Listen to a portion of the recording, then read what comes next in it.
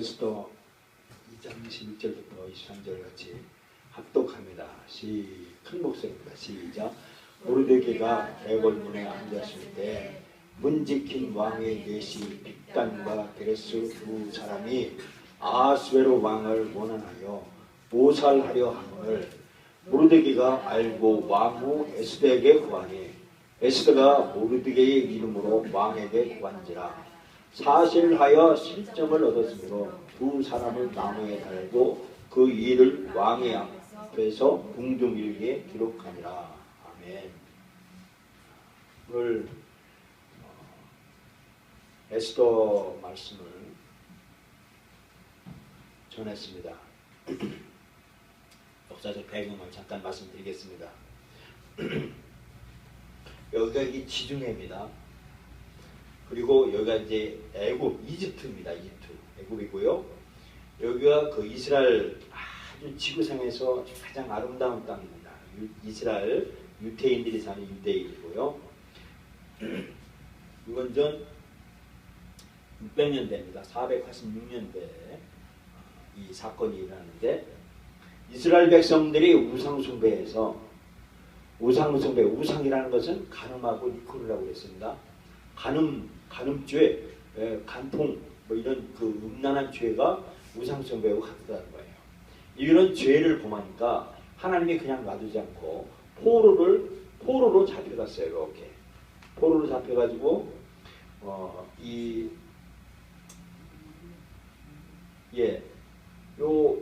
바벨론 포로로 잡혀가지고 70년 만에 여기서 70년 동안의 포로 생활을 하는 거예요. 근데 이제 오늘 사건은 이 수산궁에서 이루어진 사건이에요. 바벨론 제국이 아니고 페르시아 제국입니다. 여기 메데 제국을 했어요. 메데 파사 제국인데 이게 뭐냐면 메데와 파사 제국이 전쟁을 하는데 이 페르시아 왕자 있죠. 페르시아 왕자 유명한 이 영화도 나오고 책도 나오죠. 페르시아 왕자가 여기서 나온 거예요. 페르시아 왕자가 메데에 있는 그 딸을 사랑을 했어요. 그래서 사랑에 성공을 했어요. 성공을 해가지고 이 장인 국가를 흡수 통합시켰어요. 그래가지고 메데 파사가가 페르시아 제국으로 이렇게 이 페르시아각으로 통치를 했어요. 통합을 했어요. 그래서 이렇게까지 이 페르시아 제국이에요. 페르시아 제국 이렇게까지 엄청납니다. 이 사건을 고레스 원년은 페르시아 왕자고 그 다음에 이 아하스웨로 크세르쿰세스가 2세의 그러니까 두 번째 왕에 있었던 사건에 있는 그 내용을 말씀해주고 있는 겁니다. 오늘 아까 성경 말씀 읽으니까 이 수산궁에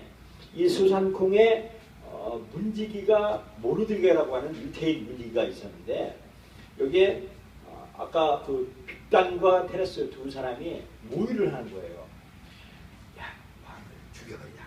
왕을 죽이자. 음식물에 독약을 타서 죽이자라고 모의를 하는 걸 듣고 모르드게는 휴대폰을 꺼주시기 바랍니다.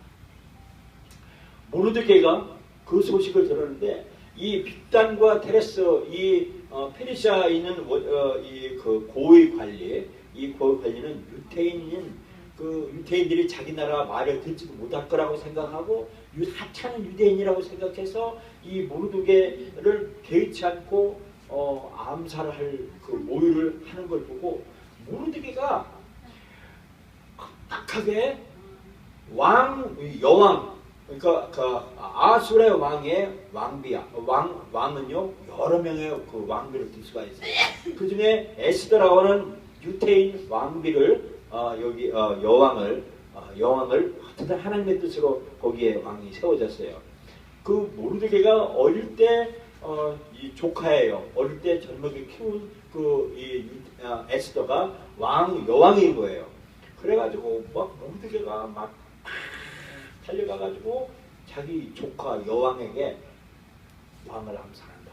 그러니까 빨리 직진을 해가지고 왕에게 고발돼가지고 그 두 사람이 처단됐습니다.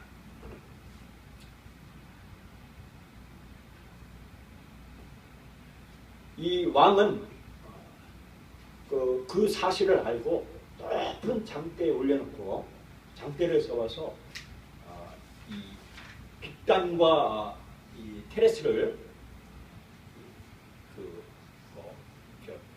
저 나무에다가 매달아서 처형을 시킵니다. 이 페르시아 제국의 이 아수에로 왕은 사치스럽고 부도덕하고 잔인한 폭군이에요. 그는 힘들인 것이 없이 그 첫째 왕 고레스의 그 유산을 전부 물려받아가지고 이 힘들이지 않고 왕이 된 겁니다. 그러므로 그가 이 힘을 통치할 것을 무엇으로 했냐면 잔인한 방법으로 통치를 하는 거예요. 그래서 이 여왕 에스더가 자기 왕에게 고발을 함으로 이 하만은 빅단과 베레스를 처형시키고 아수에가 자기가 지도권을 강하게 세우기 위해서 하만이라고 하는 총리를 세웁니다. 이 총리를 세워서 이 총리가 임명된 후에 이 하만이 아수에로 왕의 폭군을 대신해서 하만이 통치권을 아주 강력하게 이 거대 페르시아 제국을 강력하게 하기 위해서 하만의 제의에 의해서 하만에게 즉 왕에게 절하지 않으면 전부 처형한다는 법령을 세웁니다. 그래서 하만은 유태인들을 경멸을 했습니다. 유대인들 포로를. 그래서 하만이 유태인들을 멸절시키고자 하만과 왕에게 상을 세워놓고 절하지 않으면 전부 법에 의해서 처단할 거다라고 공포를 127주 전국에 이 방을 내려서 그런 공포를 합니다. 이렇게 이런 인사를 하라고 예배를 하라고 명령을 하는데 왕이 유태인을 멸절시키고자 하려고 하는 서명을 했어요. 그래서 공포가 된 겁니다. 모르드게는 하만에게 절을 하지 않았어요. 그리고 예배를 하지 않았어요. 그래서 하만은 더욱더 복수심에 가득 찬 거입니다. 그래서 이 법령을 알고 이 모르드게가 여왕 에스더에게 찾아갑니다.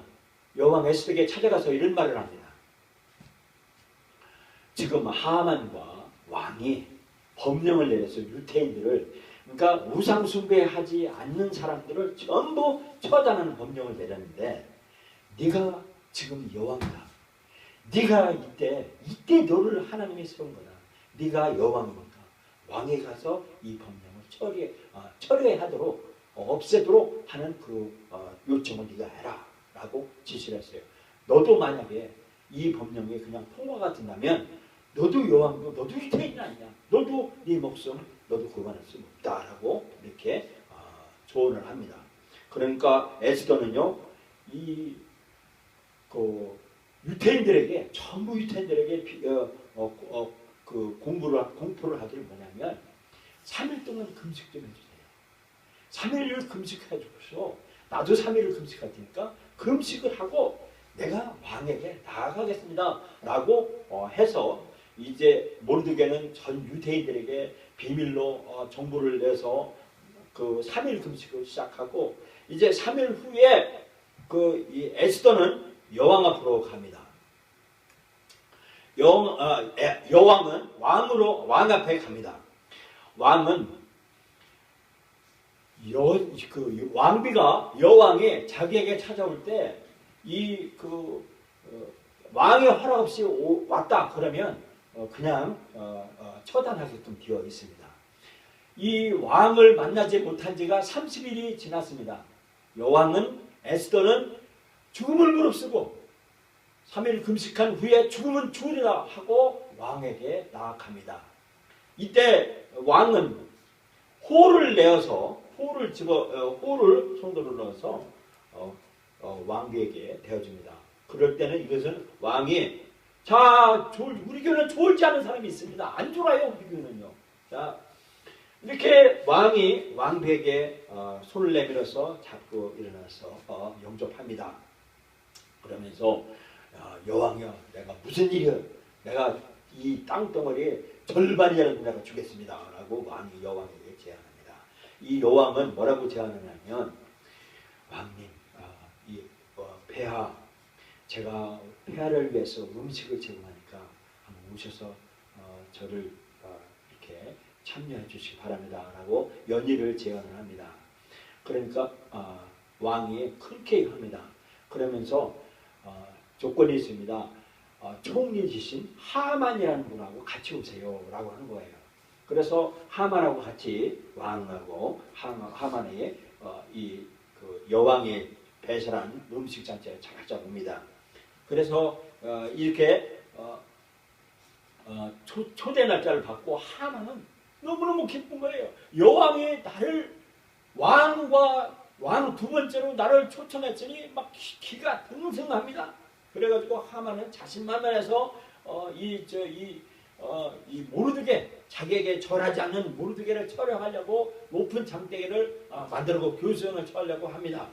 이때 그 하만이 이런 그 자신만만할 때 모르드게가 이렇게 제안할 때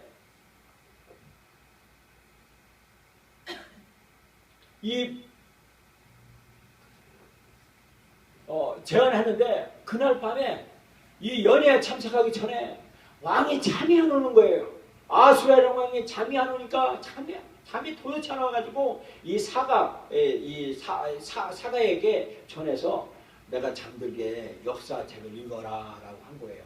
그래서 왕이 잠이 안 오니까 역사에 있는 사람들이 역사책을 줄줄줄 읽습니다. 이때 이 역사책에 무슨 내용을 읽냐면 자기 왕 아수에로 왕을 암살하려고 하는 모의된 빅단과 테레스가 모의했던 사건을 모르드게가 그 충원을 해서 에스더가 모르드게 이름으로 이렇게 그 암살 계획을 폭로해서 두 사람이 처형된 사건을 읽고 있었습니다. 그러고 나서 보니까 그 역사에 아무런 이 보상을 해준 사실이 없는 것을 알고 명을 내립니다. 이렇게 모르드게가 나를 암살하려고 하는 것을 모면해준 그 모르드게를 높이 칭찬하도록 내 의복 왕복 옷을 내려서 입게 하고 온 그 동네 마을을 도시를 한 바퀴 돌도록 해라라고 하는 어명을 내립니다.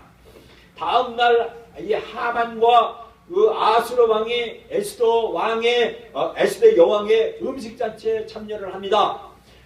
그러고서 이제 한참 흥이 걷는데 아수에로 왕이 하만에게 이런 명령을 합니다. 하만, 자네는 총리 대신 자네는 이 나라를 살린 사람을 그 보상을 내려야 되는데 어떻게 하면 좋겠습니까? 라고 하느냐 그렇게 한 거예요. 그러니까 이 자기가 하만이 이제 자기가 치고 높은 줄 알고 자기가 대신 보상을 받을 줄 알고 이렇게 왕복의 의복을 입혀서 온 도시로 들어가게 하십시오라고 한 거예요. 그러니까 이렇게 아수르 왕이 모르드게를 그렇게 하도록 해라라고 이렇게 선언을 합니다. 그런데 에스더 이 여왕은 이런 하만이 있는 데서 이런 말을 합니다. 왕이요, 왕이 그 하만이 허락하도록 한 그 제안한 그 왕의 공포한 서명한 그 공포에 유태인들을 물살시키려고 하는 그런 법령이 새로 공포되어 있는데 제가 바로 유태인입니다 라고 하면서 유태인들이 뭔 잘못했습니까 하면서 우리를 살려주십시오. 그 공포로 한 그 공포를 방을 처리하여 주십시오 라고 한 거예요. 그러면서 우리를 멸살시키려고 한 분이 이 하만입니다 라고 이 여왕이 하만을 지적하는 거예요. 그러니까 사랑스러운 여왕이 하는 그 말을 듣고 아수에롱은 이 하만을 처단하도록 하라라고 한 거예요. 하만이 그 법을 처리하도록 하라라고 하만에게 명령을 합니다. 그러니까 하만은 벌벌 떨려가지고 이제 왕이 잠깐 나간 사이에 그 여왕이 앉았던 그 의자를 붙들고 여왕한테 간청하는 겁니다. 그 여왕님 나 좀 살려주세요라고 이렇게 간청을 하니까 그걸 보고서 왕이 부르는 것을 보고서 하만이 자기 여왕 에스더를 강간하는 줄 알고 버럭덕해서 이놈 어디서 이런 불경한 일을 하냐 하면서 여봐라 이놈을 처단하라 해가지고 그 하만을 가서 교수형을 모르드게를 처단하려고 했던 하만이 만드는 그 교수대에 그 하만 스스로가 자신이 그렇게 모르드게를 대신해서 이 교수등에 처한 이 사건을 말씀해주고 있는 것입니다. 이 모르드게는 그 어떤 생각을 했냐면 아수에로 왕 유태인들을 멸살시키려고 유태인들을 그 노예로 삼았던 이 아수에로 왕이 죽는 것을 후기를 원하는 것은 당연한 거 아닙니까? 우리가 일제 36년에 일제에 그 핍박할 때 일제 그 왕이 그 죽기를 바라지 않았습니까? 이와 같이 이 모르드게도 죽는 것을 원하지 않았을까요? 그런데요, 모르드게는요, 자신의 조상의 실수를 배웠어요. 모르드게는 유태인들의 조상들이 한 실수를 통해서 배운 사람입니다. 예레미야 선지자가 이렇게 말씀해주고 있습니다.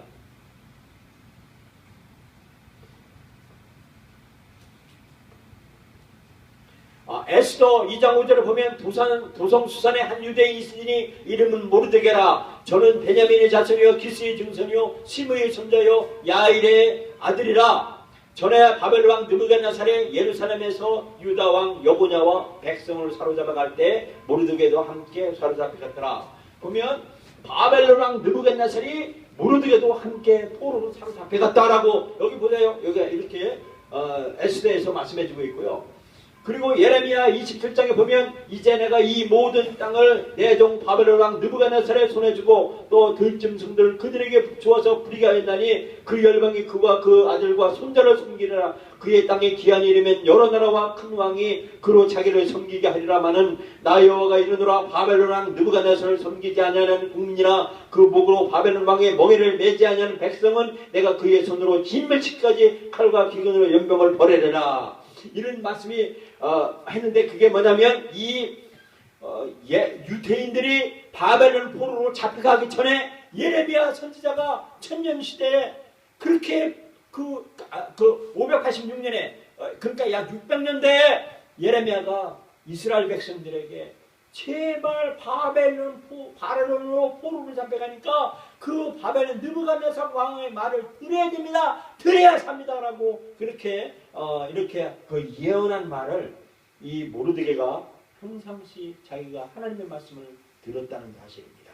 그래서 모르드게는 하나님의 명령을 듣고 그래서 하나님의 명령대로 따랐다는 것입니다. 또 예레미야는요 이사야 선지자가 이런 예언을 합니다. 나 여호와는 나의 기름받은 고레스의 오른손을 잡고 열국으로 그의 앞에 항복하게 하며 열왕의 허리를 풀며 성문을 그 앞에서 열어서 닫지 못하게 하리라. 내가 고레스에게 이르기를 내가 네 앞에서 가서 험한 곳을 평탄케 하며 논문을 쳐서 부수며 11장을 꺾고 네게 흑암중의 보호와 은밀한 곳에 숨은 재물을 주어서 너로 지명하여 부른 자가 나 여호와 이스라엘 하나님인 줄 알게 하리라 하겠습니다.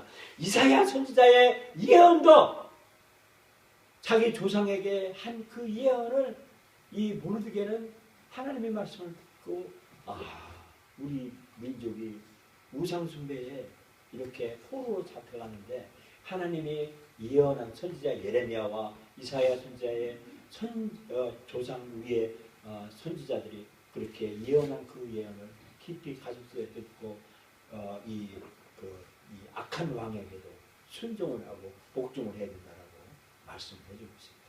그럼에도 불구하고 모르드게는요 이 하만에 의하여 우상 숭배하도록 한 그 법령을 거기는 깨뜨리지 않고 하나님의 말씀대로 순종하려고 이렇게 예레미야가 그 모르드게가 우상 숭배를 거절을 했다는 것입니다.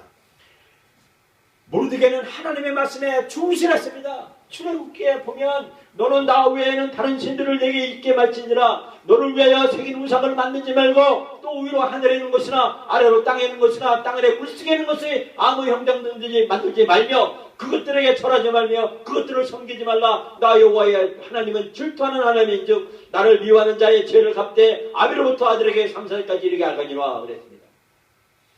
에스더에 아까 말했죠. 왕이 만일 선역이 있을 때 와스드로 다시는 왕 앞에 오직하지 못하게 하는 조서를 내리되 바사와 메대의 법률 중에 기록하여 번역하며 없게 하고 그 왕 위를 저보다 나은 사람에게 주소라고 했습니다. 이렇게 우상 숭배를 거절하여 모르드게는 자신의 몸을 온전하게 보호하려고 했습니다. 어쩌면요 에스더는요 모르드게는 다니엘 선지자가 20일 동안 금식하면서 왕 앞에 절하지 않냐고 우상 숭배하지 않냐고 오직 하나님께만 경배하겠다고 하는 그 다니엘의 예언도 아마 모르드게는 아마 읽었을 겁니다. 어쨌든 이 모르드게보다 앞에 있었던 분이 다니엘은 그 바벨론 포로 시대의 사람이었기 때문에 그렇습니다. 우상 숭배를 거절한 이 모르드게는 목숨을 살렸습니다.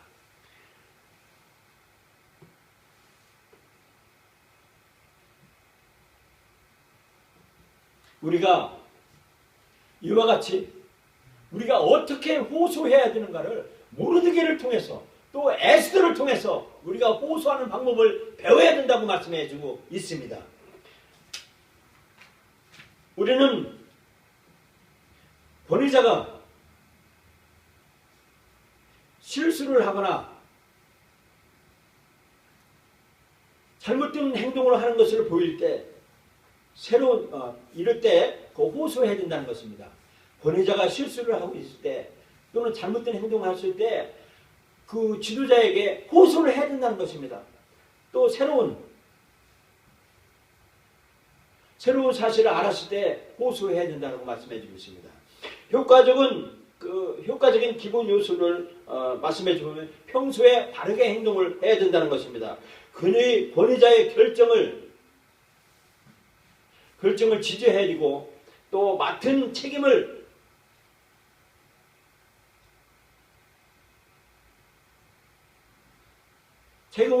모두 충실하게 완수해야 된다는 것입니다. 또 힘을 빼앗는 사람이나 힘을 허비하는 사람이 아니라 힘을 주는 사람이 되어야 된다는 것입니다.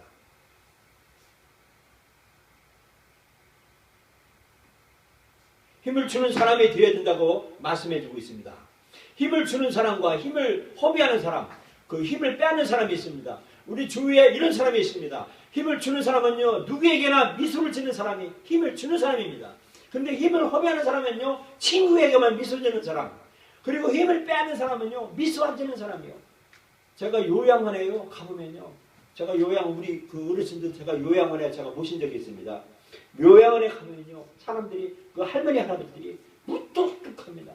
벽을 향하여서 이렇게, 벽 보고 그 미소를 짓잖아요. 얼마나 그 힘을 빼앗고 하는지, 우리는 미소를 줘야 됩니다. 그래서 우리 할머니, 할아버지들은 자식을 잘 양육해야 돼요. 나만 교회 오면 안 됩니다. 나만 예수를 믿으면 소용없어요. 왜냐면요, 자식들이 이런 하나님의 말씀을 우상숭배하는 것을 금하고 이 목숨보다도 더 귀한 우상숭배를 목숨과 맞바꾸서라도 우상숭배를 지켜야 되는 위급한 상황, 이런 상황을 배우지 않으면요, 자녀들이 어머니 아버지를요 요양원에 갖다 둡니다. 요양원에 갖다 두면요, 여러분요, 내 자녀가 가끔 찾아오면 요양원에 벽 보고 앉아있어야 돼요. 벽 보고.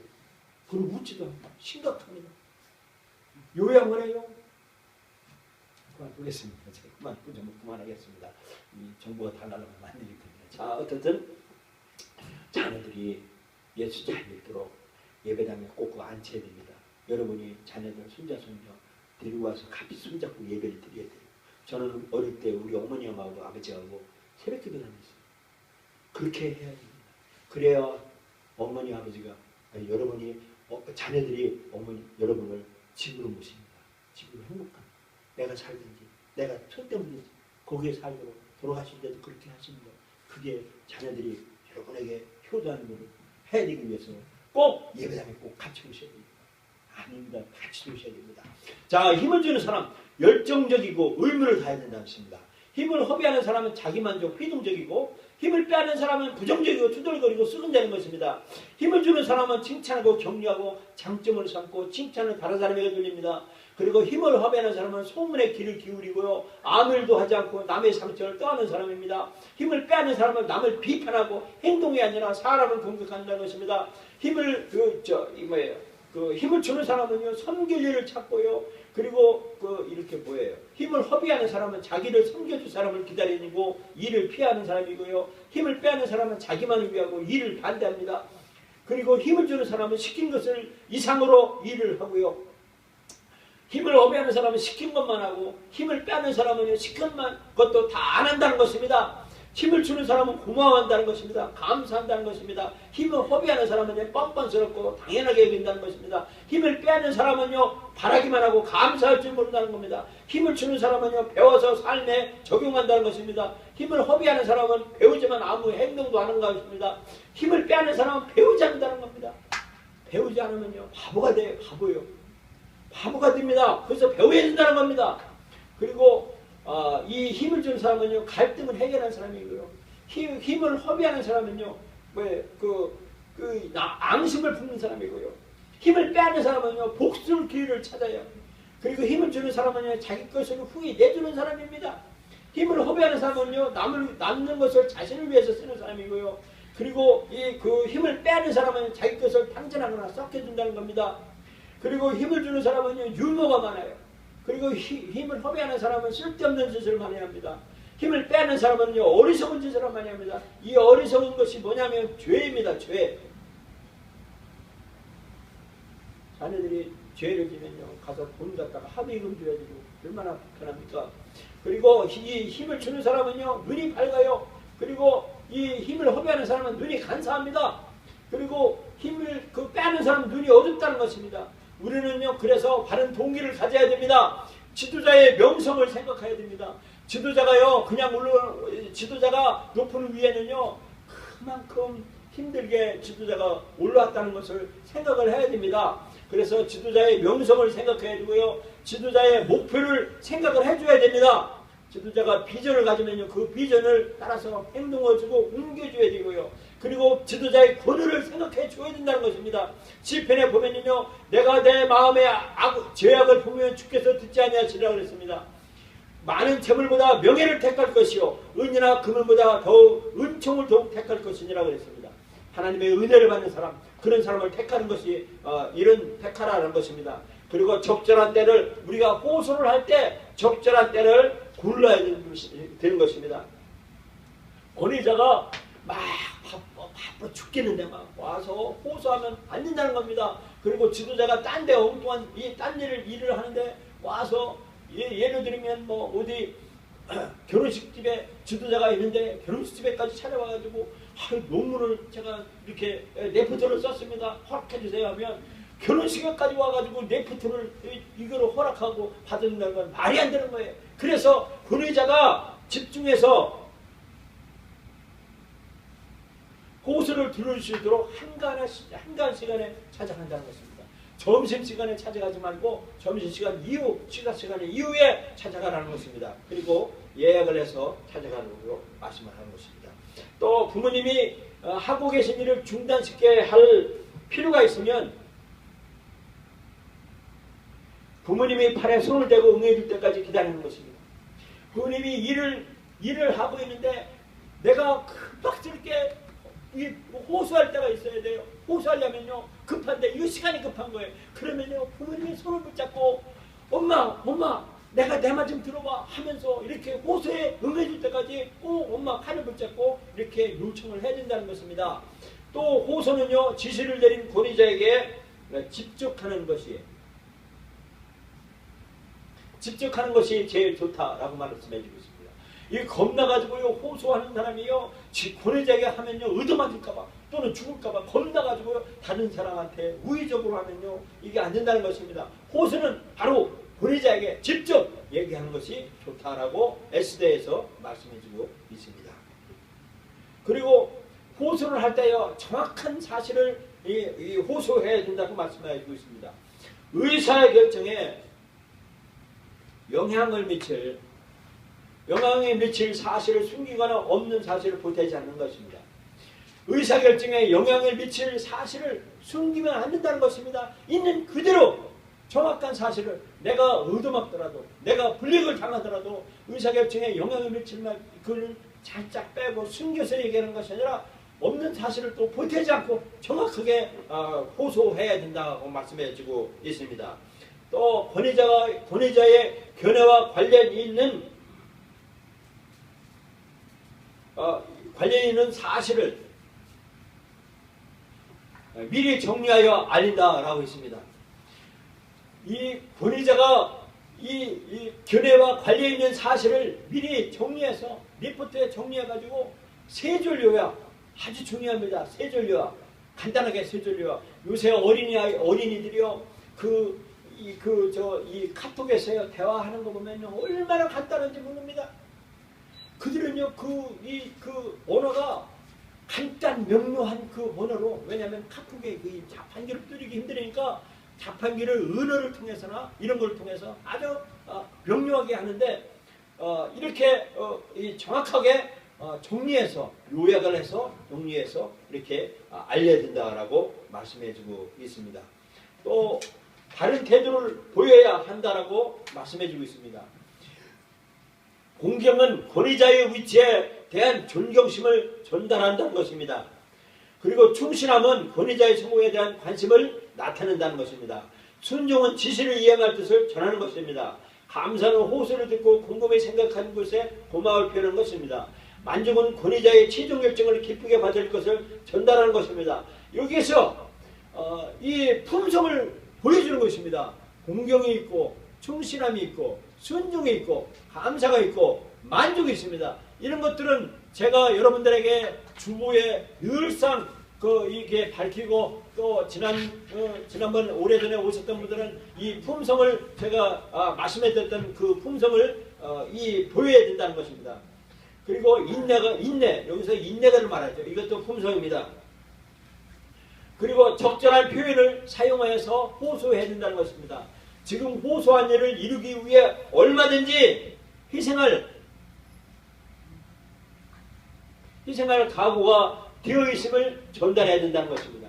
내가 지금 이렇게 호소하는데 내가 얼마든지 희생을 내가 각오하면서 내가 이렇게 호소를 합니다라고 하면서 호소를 표현해야 된다는 것입니다. 호소를 시작할 때 진심으로 긍정적인 말을 많이 해야 된다는 것입니다. 호소를 할 때 진심으로 긍정적으로 잘 될 겁니다 라고 하는 그 말을 많이 해야 된다는 것입니다. 잠언 22장 11절에 마음의 정규를 삼원한 자의 입술에는 덕이 있으므로 임금이 그의 친구가 되니라 그랬습니다. 결과에 바르게 반응해야 된다고 말씀해 주고 있습니다. 권위자가 어떤 결정을 내리더라도 받아들일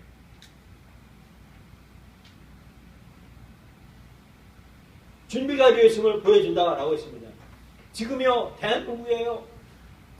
이 대한민국을 허물려고 하는 그 세력들이 얼마나 충동하는지 모릅니다. 권위자의 결정을요 받아들일 생각을 안 하고 있습니다.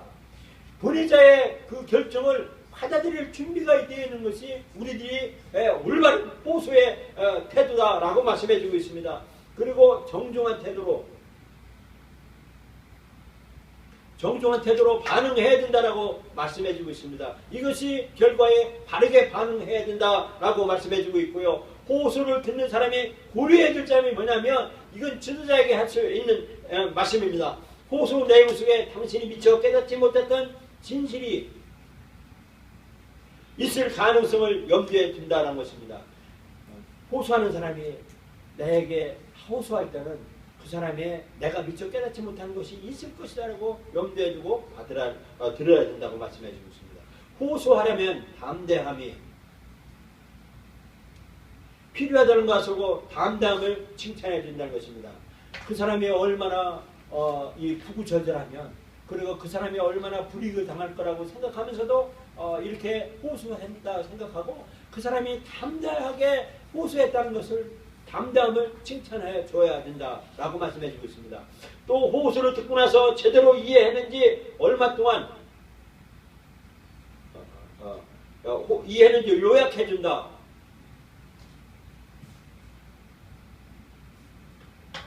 호소를 들으면요 반드시 요약해서 기록으로 남겨야 된다고 말씀해 주고 있습니다. 그리고 호소한 사람에게 말하고 싶은 것이 더 있는지 물어야 된다는 것입니다.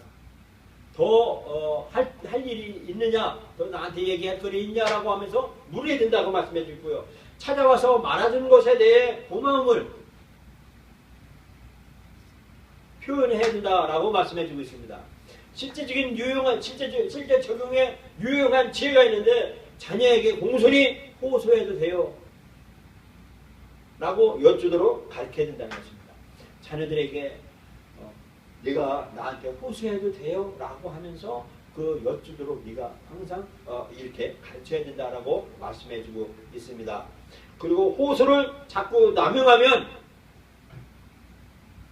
얼마 동안 호소를 못하게 할 수도 있다는 것입니다. 호소를 남용하면 안 된다는 것입니다. 그리고 자녀가 호소하는 대신 그냥 도망쳐야 하는 경우도 있다는 것입니다. 이 말은 뭐냐면 부모가 아주 구제불능이라든지 또 술에 취해서 알코올 중독자든지 그래서 자녀에게 매일 술을 가져 사오라고 한다든지 자녀를 폭행한다든지 폭력을 한다든지 그러면 도망쳐야 하는 경우도 있다라고 말씀해 주고 있습니다.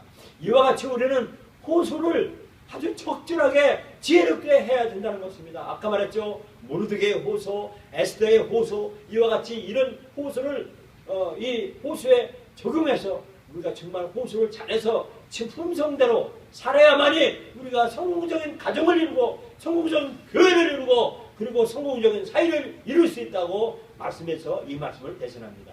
다 같이 기도하시겠습니다.